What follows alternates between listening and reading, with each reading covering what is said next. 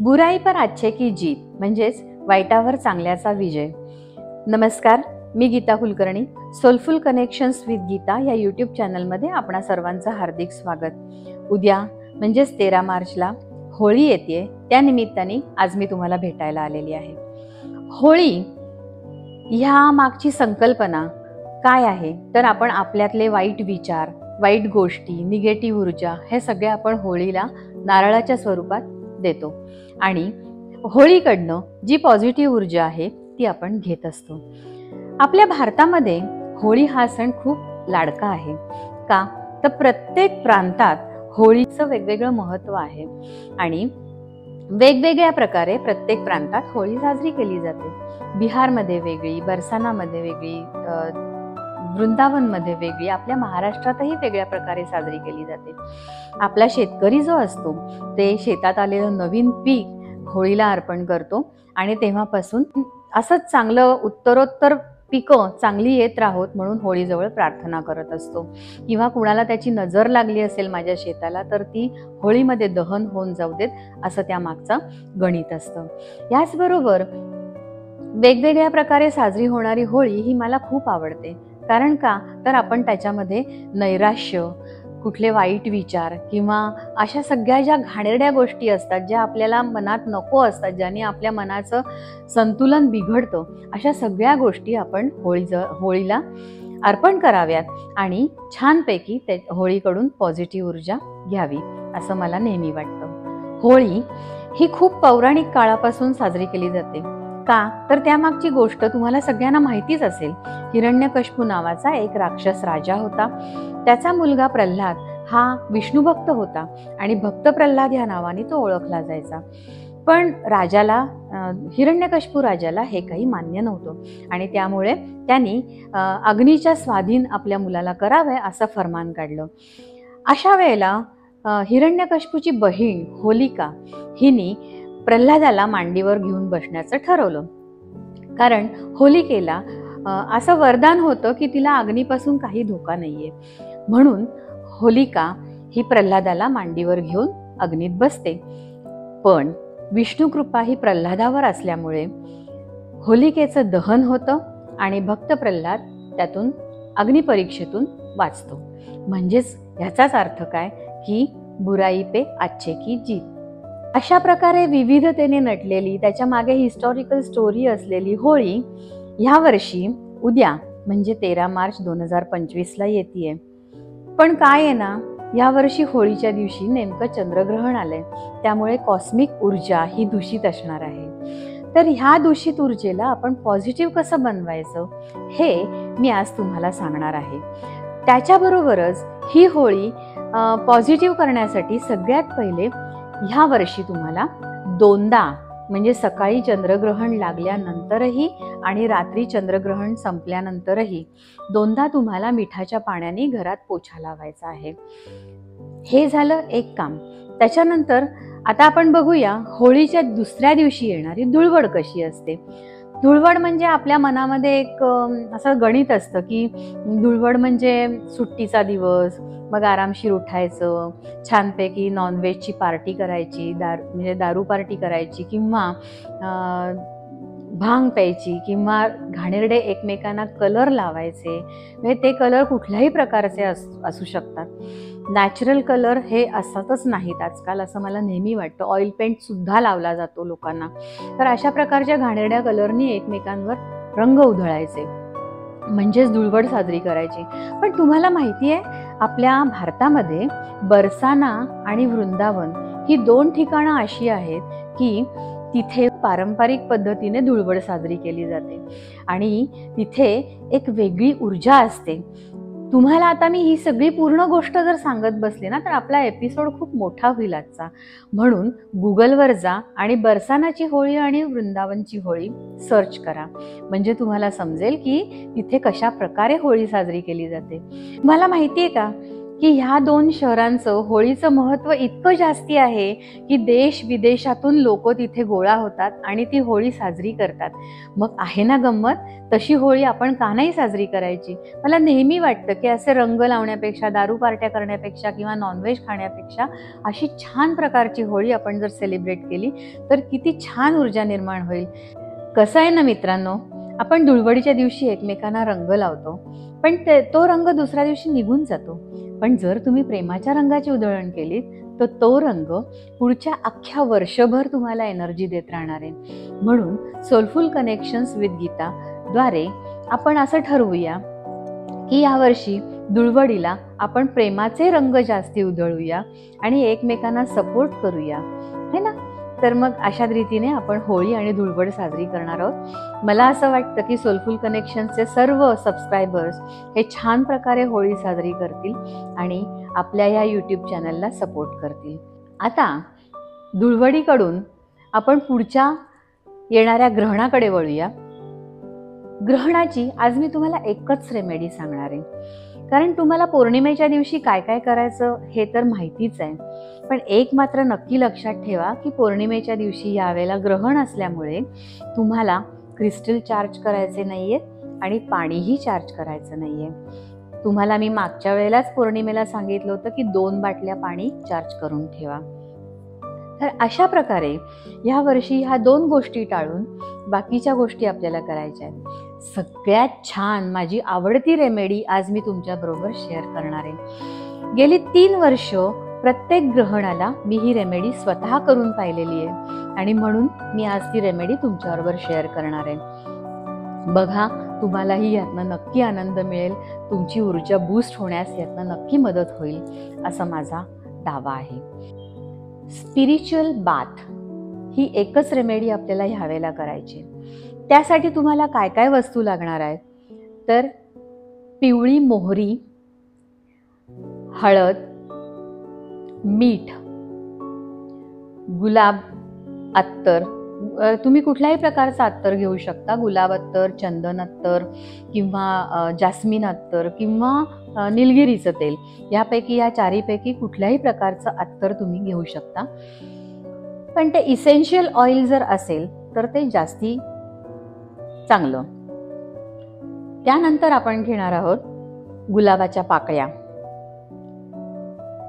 मीठ थोडंसं आणि क्रिस्टलमध्ये आपण क्लिअर क्वार्ट्स किंवा रोज क्वार्ट्स या 2 पैकी कुठलंही एक क्रिस्टल किंवा दोन्ही जरी घेतलेत तरी सुद्धा चालेल. तुपाचा दिवा आपला नेहमी असतोच. एक पांढऱ्या रंगाची 6 इंचाची जी मोठी मेणबत्ती असते पण पांढऱ्या रंगाची मेणबत्ती पाहिजे, ती घ्या आणि एक छान इन्स्ट्रुमेंटल म्युझिक यूट्यूबवर लावायचंय. तर ह्या सगळ्या गोष्टी तुम्ही जमा केल्यात. आता मगाशी मी तुम्हाला सांगितलं की तुम्हाला 2दा क्लिन्झिंग करायचंय तुमच्या घराचं. तसं चंद्रग्रहण आपलं 3:30 वाजता दुपारी संपतंय, त्यामुळे संध्याकाळी परत एकदा घरामध्ये मिठाच्या पाण्याने पोछा लावा. त्यानंतर तुम्ही संध्याकाळच्या वेळेला म्हणजे सूर्यास्त झाल्यानंतर जेव्हा चंद्र पुन्हा आपल्या देशामध्ये उगवेल, कारण चंद्रग्रहण आपल्या देशामध्ये दिसणार नाहीये, ते होणार आहे US वगैरे त्या बाकीच्या कंट्रीजमध्ये, पण आपल्या इथे जेव्हा चंद्र उगवेल तेव्हा तुम्ही छानपैकी क्लीन्स केलं घर की नेहमी मी जसं सांगते तसं कापूर जाळा, सेज जाळा किंवा पालो सांटोनी स्वतःचं क्लिन्झिंग आधी करा. जे नवीन सबस्क्रायबर आहेत त्यांच्यासाठी मी पुन्हा एकदा सांगते की तुम्ही स्वतःभोवती अँटी क्लॉकवाईज आणि क्लॉकवाईज असं 5 वेळा ते फिरवायचं आहे सेज आणि स्वतःचं क्लिन्झिंग करायचं आहे. आणि त्याचबरोबर घरातल्या प्रत्येक कोण्यामध्ये जाऊन घराचं क्लिन्झिंग करायचं आहे. ते करताना नेहमी असं म्हणायचं आहे की मी माझ्या घरातली किंवा माझ्यामध्ये असलेली वाईट ऊर्जा, दूषित ऊर्जा मी युनिव्हर्सकडे सोपवत आहे आणि युनिव्हर्सकडे असलेली चांगली ऊर्जा मी स्वतः आत्मसात करत आहे. हे स्वतःचं क्लिन्झिंग झाल्यानंतर तुम्ही बाथरूममध्ये जाणार आहात. बाथरूममध्ये छानपैकी दिवे बंद करून जी तुम्हाला मी कॅन्डल सांगितली ती कॅन्डल लावणार आहात. छानसं छोटंसं म्युझिक लावणार आहात. अगदी मंद आवाजात म्युझिक लागू देत. जर तुमच्याकडे छोट्या छोट्या ते कॅन्डल्स असतात त्या असल्या तर त्याही तुम्ही बाथरूमभर लावू शकता, जेणेकरून तुम्हाला त्याचा ऊर्जेचा पॉझिटिव्हनेस मिळेल. यानंतर तुम्ही तुमच्याकडे जर टब बाथ असेल तर टब बाथमध्ये पाणी गोळा करा. जर टब बाथ नसेल तर छानपैकी तुम्ही 3-4 बादल्या भरून छानपैकी पाणी घ्या. त्या पाण्यामध्ये मीठ, क्वार्ट्स, जे काही तुम्हाला क्लिअर क्वार्ट्स आणि रोज क्वार्ट्स सांगितले ते क्वार्ट्स, त्याच्यानंतर छानपैकी गुलाबाच्या पाकळ्या, अत्तर, ह्या ज्या काही मी गोष्टी तुम्हाला गोळा करायला सांगितलेल्या आहेत त्या सगळ्या त्या पाण्यामध्ये घाला. 11 वेळा हात क्लॉकवाईज त्या पाण्यामध्ये फिरवा. पाण्यावर हात ठेवा आणि त्याला इंट्युशन द्या. इंट्युशन असं द्यायचं आहे की तुमच्या मनामध्ये ज्या काही निगेटिव्ह, आता आपल्या मनामध्ये कसं असतं ना की एखाद्या व्यक्तीबद्दल उगाचच वाईट मन आपलं असतं किंवा त्या व्यक्तीने आपल्याला काही त्रास दिलेला असतो, तो त्रास आपण मनात धरून बसलेलो असतो. तर त्या गोष्टी रिलीज करण्याचा मी प्रयत्न करणार आहे आणि हे पाणी तू मला ह्यासाठी मदत कर आणि मला लेट गो करण्यासाठी तुझी मदत होणार आहे, असं इंटेन्शन तुम्ही त्याला द्यायचं आहे. माझ्या मनातील निगेटिव्ह ऊर्जा, माझ्या मनातील ज्या ज्या काही ग्रजेस आहेत, माझ्या मनातील ज्या ज्या काही गोष्टी आहेत, वाईट गोष्टी आहेत, त्या सगळ्या या पाण्यातून वाहून जाऊ दे, असं इंटेन्शन तुम्ही त्या पाण्याला देणार आहात. हे दिल्यानंतर तुम्ही त्याच्यामध्ये गुलाब पाकळ्या ज्या टाकलेल्या असतील तर त्याचा छानपैकी आस्वाद घ्या. छानपैकी सुगंध आपल्या भोवती पसरलेला असेल, डीम लाईट आपल्या भोवती असेल, लाईट म्युझिक लागलेलं असेल. आहा, ते वातावरण म्हणजे अगदी स्वर्गसुख. म्हणजे गेले 3 वर्ष मी स्वतः करत असल्यामुळे मला याचा अनुभव आहे. अशा वेळेला कदाचित तुम्ही जर पहिल्यांदाच करत असाल तर तुम्हाला रडू येण्याचीही शक्यता आहे. येऊ दे. जर तुम्हाला रडू आलं तर ते अगदी मनसोक्त रडून घ्या, पण त्या क्षणापुरतंच. त्याच्यानंतर आपल्या डोळ्यातून एकही अश्रू गळणार नाही याची मात्र पूर्ण काळजी घ्या. यानंतर आंघोळ, म्हणजे जर तुम्ही टबमधनं करत असाल तर 25 ते 30 मिनिटं टबमध्ये शांतपणे बसा. आणि जर तुम्ही बकेटमध्ये पाणी घेतलेलं असेल तर मग असतो तो मग तुम्ही घेऊन अंगावरती पाणी घ्यायला सुरुवात करा. तर हे पाणी घेत असताना 7 चक्र आपल्याला अलाइन करायचे. आपण निगेटिव्हिटी तर सगळी पाण्याला सोपवली. आता त्या पाण्याने आपल्या मनातली क्लीन्स कसं करायचं आहे, तर आपली 7 चक्र क्लीन्स मी तुम्हाला नेहमी सांगत आलेली आहे की आपल्या मनातली चक्र हे आपले मेन ऊर्जेचं स्थान असतं. त्यामुळे ह्या 7 चक्रांवरती जर ते पाणी पडलं तर तुम्ही मूलाधार चक्रापासून ते क्राऊन चक्रापर्यंत प्रत्येक चक्राच्या, म्हणजे मूलाधार चक्राच्या ठिकाणी हात ठेवा, पुढच्या सगळ्या मणिपूर चक्रावर हात ठेवा, हार्ट चक्रावर हात ठेवा, थ्रोट चक्र, असं प्रत्येक चक्रावरती हात ठेवताना तुमची मुद्रा ही अशा प्रकारे असली पाहिजे.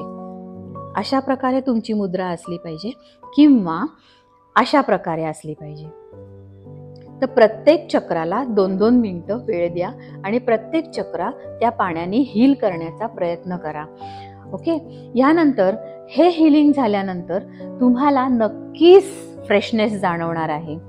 आता ही सगळं स्पिरिच्युअल बाथ आपलं झाल्यानंतर त्याच्यामधल्या ज्या गुलाब पाकळ्या किंवा कुठल्याही दुसऱ्या फुलाच्या ज्या पाकळ्या तुम्ही टाकलेल्या असतील तर त्या पाकळ्या तुमच्या टब्बातमधून किंवा जे काही तुमचं ड्रेनेज आहे त्यातून खाली जाऊन देऊ नका. ह्या पाकळ्या गोळा करा आणि त्या पाकळ्या नेचरला सोपवा. कारण गुलाबाच्या पाकळ्या हे तुमच्या शरीरातलं क्लीन्स अतिशय करणार आहेत. तुमच्या मनात पॉझिटिव्हिटी निर्माण करण्यासाठी ते प्रयत्न करणार आहेत. पण पाणी जे आहे ते ड्रेन होऊ द्यात, कारण की त्यात मनातली निगेटिव्हिटी त्या पाण्यातनं ड्रेन होणार आहे. सो ते पाणी जे आहे ते ड्रेन होऊ द्यात. पण गुलाबाच्या पाकळ्या ज्या आहेत त्या तुम्ही गोळा करा आणि तुमच्या घरातल्या कुठल्याही कुंडीमध्ये त्या सुपूर्त करा. तर अशा प्रकारे हे स्पिरिच्युअल बाथ ही जे तुम्हाला मी आत्ता सांगितलं ते सगळ्यांनी करा आणि त्यानंतर देवासमोर या. देवासमोर छानपैकी एक तुपाचा दिवा लावा आणि देवाला प्रार्थना करा. तुम्ही ज्या स्पिरिच्युअल बाथच्या पाण्याचं किंवा मेणबत्तीचं किंवा प्रकाशाचं किंवा त्या म्युझिकचे जे काही तुम्हाला मदत केली तुमची स्पिरिच्युअल बाथ घेताना, त्या सगळ्यांचे आभार माना, देवाचे आभार माना. मनाचं क्लिन्झिंग करण्यासाठी तुम्ही मला सगळ्यांनी मदत केली त्याबद्दल तुमच्या सगळ्यांचे आभार. तुम्ही आता फ्रेश झालेला आहात. फ्रेश झाल्यानंतर देवालाही नमस्कार केलेला आहे तुम्ही. आता तुम्ही होळी बघायला जा, होळी एन्जॉय करा. मगाशी जसं मी सांगितलं तशा प्रकारे होळी छानपैकी सेलिब्रेट करा. होळीला आपल्या वाईट विचारांचा नारळ अर्पण करा आणि छानपैकी होळीकडून पॉझिटिव्ह ऊर्जा घेऊन आपली होळी साजरी करा. अशाच छान छान रेमेडीज जर तुम्हाला माझ्या आवडत असतील तर नक्की तुमच्या मित्रांना, तुमच्या फ्रेंड सर्कलना किंवा तुमच्या नातेवाईकांना, तुमच्या मुलांना हे शेअर करा. आणि माझं चॅनल जर तुम्ही शेअर केलं तर आपल्या अजूनही तुमच्याबरोबरच इतरांनाही याचा फायदा होईल आणि त्यांच्यापर्यंत आपल्या गोष्टी ह्या पोचण्यास मदत होईल. स्पिरिच्युअल बाथ तुम्ही घेतल्यानंतर तुम्हाला कसा अनुभव आला तर जर तुम्हाला पटत असेल तर तुम्ही माझ्याशी शेअर करायला हरकत नाही. माझा व्हॉट्सॲप नंबर तुम्हाला माहिती आहे. व्हॉट्सॲपवर करा किंवा खाली कमेंटमध्ये येऊन सांगितलं तरीसुद्धा मला चालेल. पण छानपैकी एन्जॉय करा. तुम्हाला नक्की नक्की नक्की यातनं फायदा होणार आहे ह्याची माझी गॅरंटी, कारण मी ही रेमेडी स्वतः अनुभवलेली आहे आणि तुम्हालाही याचा फायदा नक्की होणार आहे. सोलफुल कनेक्शन्स विथ गीतातर्फे तुम्हा सगळ्यांना पुन्हा एकदा होळीच्या आणि धुळवडीच्या हार्दिक शुभेच्छा.